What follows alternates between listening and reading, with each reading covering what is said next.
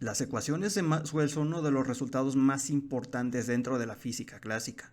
Describen en su totalidad todos los fenómenos electromagnéticos que conocemos. A través de ellas se han realizado muchas aplicaciones en el ámbito científico y tecnológico, lo cual ha revolucionado muchísimo el mundo entero. Pero, ¿qué esconden estas ecuaciones?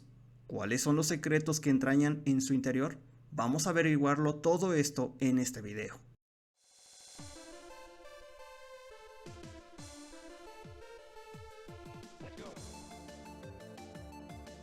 Consideremos inicialmente una superficie gaussiana, pero para ello tomemos una carga y vamos a encerrarla dentro de ella. Como podemos ver, aquí tenemos todo lo que son un conjunto de líneas de campo eléctrico que emergen de la carga y atraviesan dicha superficie. Vamos a darle un vistazo a esta misma situación, pero ahora en dos dimensiones.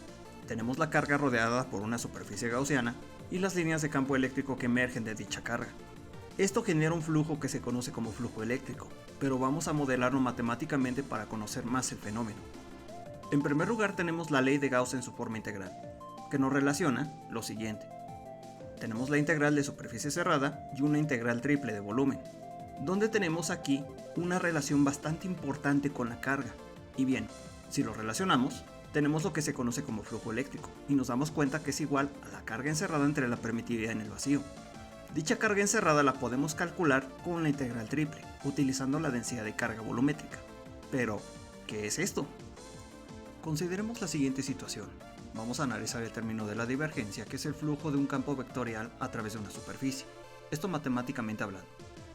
Si analizamos cada uno de los términos de esta expresión, podemos darnos cuenta que tenemos el valor de ρ, que es la densidad de carga volumétrica, tenemos epsilon sub 0, que representa la permitividad en el vacío, cuyo valor es de 8.85 por 10 a la menos 12 farads por metro. Ahora dibujemos dos superficies gaussianas, cada una con una carga, una en cada lado y otra dentro de la esfera azul. Podemos darnos cuenta que la esfera azul tiene un hueco. En este caso, en ambas situaciones, el flujo eléctrico es cero. En el primer caso se debe a que las líneas de campo eléctrico entran y salen a través de la superficie, mientras que en el segundo caso tenemos que tener una superficie totalmente cerrada. Analicemos la segunda ecuación, en este caso la ley de Gauss magnética. Aquí consideremos que el flujo total para un imán encerrado en una superficie gaussiana es cero. Si nos damos cuenta, las líneas de campo magnético salen del polo norte y entran en el polo sur. Si encerramos la superficie, nos damos cuenta que el flujo neto es cero, esto también en su forma integral.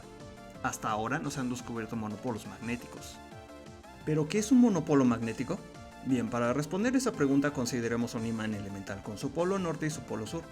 Ahora vamos a partirlo a la mitad. En este caso, tenemos un polo norte y un polo sur. Uno pensaría que uno tiene eso, pero la verdad es que es muy diferente.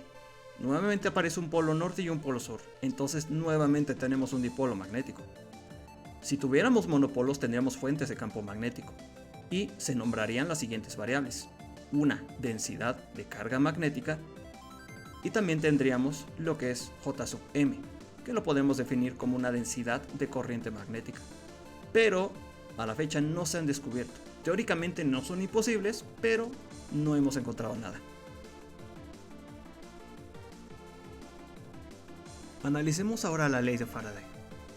Esta establece que cuando existe variación de un campo magnético se induce un campo eléctrico. Si lo analizamos en su forma diferencial, tenemos aquí que el rotacional de E es igual a menos la derivada parcial de B respecto al tiempo. Vamos a modificarlo un poco y vamos a incluir el término de la fuerza electromotriz. Podemos darnos cuenta que tenemos el término de flujo. Ahora, tomemos la ley de Gauss magnética y tenemos esto. Dicha expresión la podemos reducir aplicando el teorema de Stokes y llegamos a la forma diferencial inicial. Si movemos un imán a través de una espira, inducimos una corriente, justo como se ve en este experimento. Todo esto está dado por la ley de Lenz, que indica que una corriente inducida se opone al cambio de flujo magnético. De ahí el signo menos de la expresión.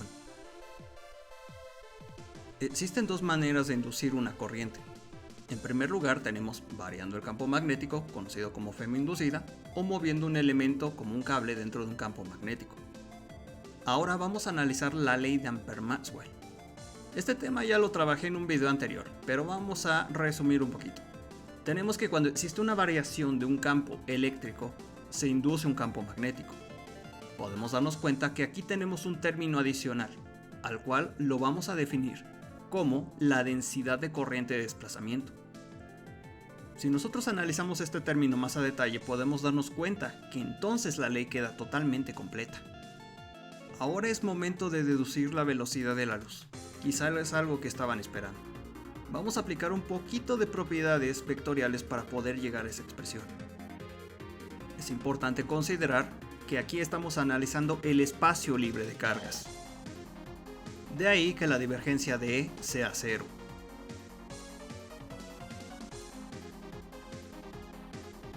Apliquemos las mismas operaciones ahora con el campo magnético.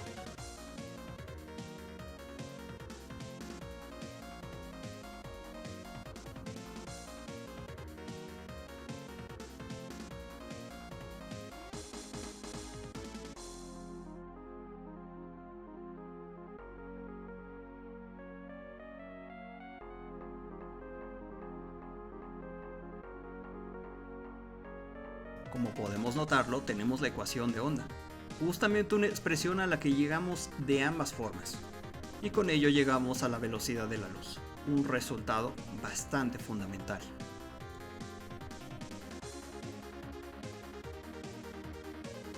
Si el video fue de tu agrado, deja tu eléctrico like y comparte el contenido, así podemos divulgar más el conocimiento. Hasta la próxima.